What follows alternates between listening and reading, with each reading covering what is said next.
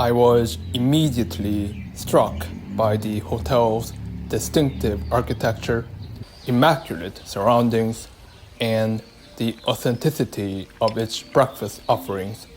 However, the persistent intrusion of a garbage truck each morning may prove somewhat disruptive for more sensitive guests.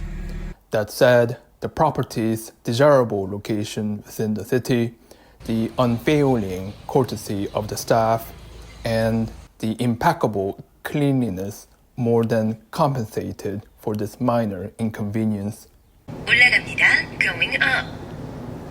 At 7 a.m. Seoul time, 5 a.m. locally in Chiang Mai, I was awakened by the call of a bird unfamiliar to my ears. It was Asian call.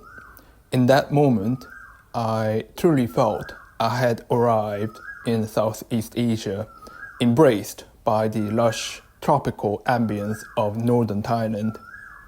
While awaiting the start of breakfast at 6:30 a.m., the sound of a garbage truck reached my room. Considering that the cost of my two-night stay amounted to 263,300 Korean won, or about 190 US dollars, I had anticipated a higher standard of sound insulation.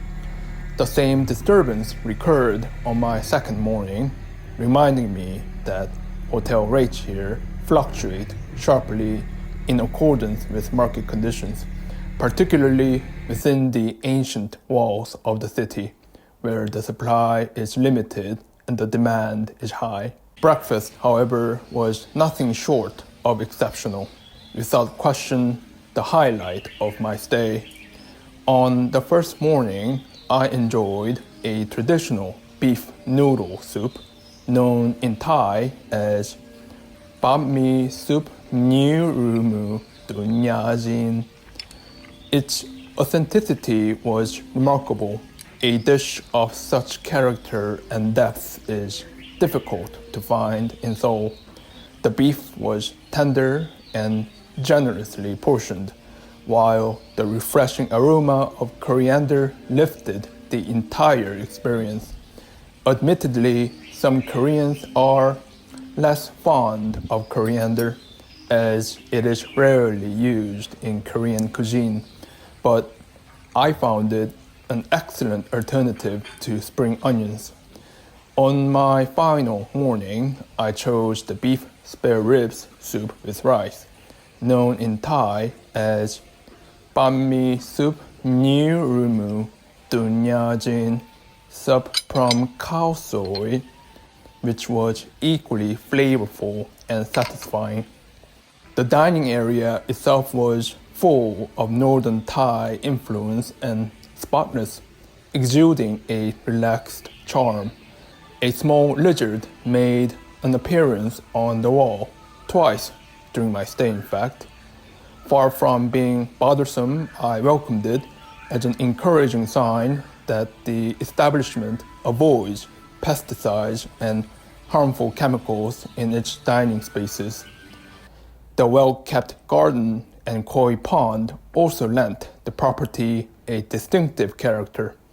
One never felt surrounded by the sterile monotony of mass-produced concrete. Instead, breakfast felt truly anchored in northern Thailand. I filmed my room just prior to checkout, as my earlier days were fully occupied. The accommodation was comfortable, the bed supportive, the linens fresh, and the air conditioning reliable. A writing desk would have been welcome, but given the property's enviable location within the ancient city walls of Chiang Mai, the limited space is entirely understandable. The absence of a pool or gym felt forgivable at this price point. The bathroom doors, however, were something of a curiosity.